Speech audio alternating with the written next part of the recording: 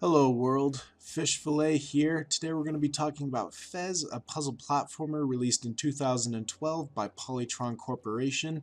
They haven't released any other games. There was some drama surrounding Fez, the main guy behind Fez. They released the game in 2012. He ended up leaving the video game industry in 2013. But anyways, Fez is a great game. It's just got one big mistake, I feel, and so we're going to talk about that. Let's get on to the fun formula.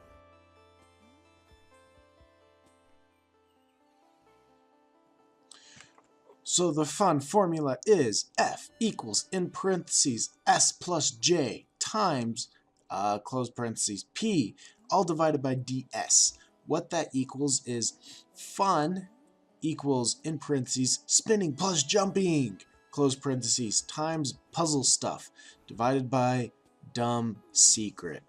And we're going to talk about that for the rest of this video.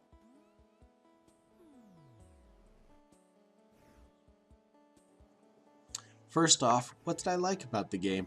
Well, it's got an awesome premise. It's a 2D platformer, but the world you're on all can be rotated around 4 times like a cube, and when you rotate it, it changes the world, it moves the position of platforms, and it just creates this awesome perspective puzzle goodness that makes navigation, it makes solving things incredibly just fun.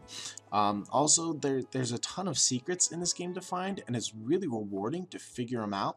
It's really rewarding to find things. The game really is just a collectathon. There's no enemies to fight. There's no big bad boss. But the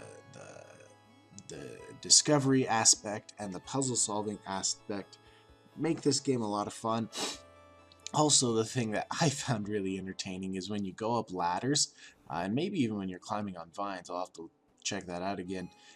You get this hilarious little butt wiggle that your character, it's like he's shifting his entire center of mass completely to the left and right, while keeping his head and feet largely in the same position. It's hilarious. It's funny. I really enjoyed playing this game. I can't stress that enough. We're going to talk about the bad, but this game just felt really good to play. It was really fun to play. This is one of the games that really kind of started getting me into the indie scene. But it's not all sunshine and roses. Let's talk about what doesn't work for me.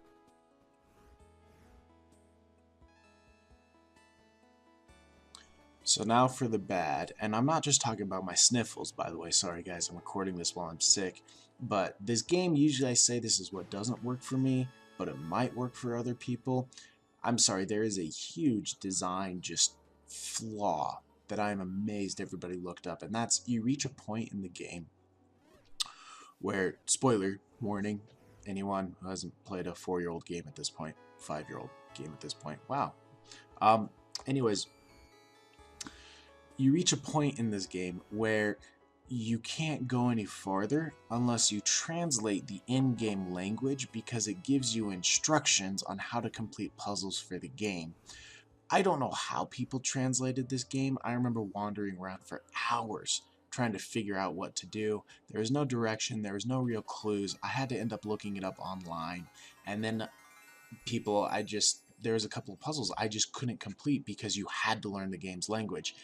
And to me, that is a huge design flaw, because there's very little in the game that actually points you in that direction. It's something that only the obsessed will figure out. It's not fun. It doesn't build on any of the puzzle platforming foundations, and it really left a bad taste in my mouth.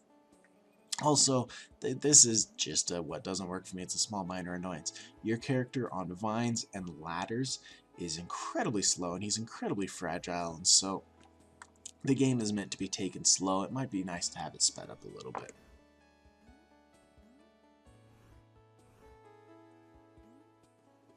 So what's the fix for Fez? Honestly, it's almost a perfect game.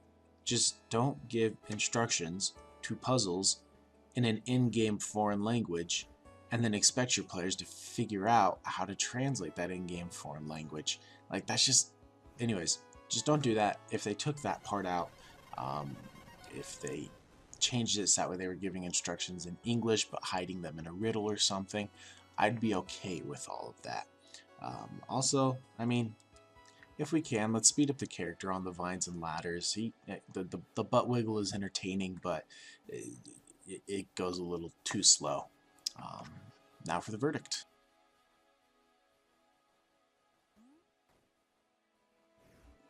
So the totally useless, meaningless score that we are giving Fez is Pablo Picasso. What I mean by that is there's a certain brand of most people, when they look at art, they just say, hey, it's cool or it's not cool. And then you have this other select group of art history teachers and art professors and art students and the obsessed artists who they look at something like Picasso and they can see layers and layers and layers and depth, and they can see the composition and the design elements, and they look at the governance and balance and shading. I know that's not the right term, but I can't remember the right one right now. But the fact is other people just want to see if it's cool or not. Fez is a game that's cool or not, but then the secret adds a meaningless layer that only the obsessed will get. So it's a Pablo Picasso. If that's your thing, that's your thing. It wasn't exactly my thing. And anyways, that's it. Thanks for listening, guys. Sorry this video was a little growly, a little sniffly. I've been a little sick. My family's been a little sick. We've been recovering. Anyways, y'all have a happy New Year. Yeah, I'm recording this around New Year's. If you want, leave a comment down below. I'd love to hear from you guys. Anything I can do better, or if you just want to call me a monkey face who's putting turd up on YouTube, that's fine too, I guess. You go ahead and do you. Anyways, peace out, guys. Have a good one. Bye.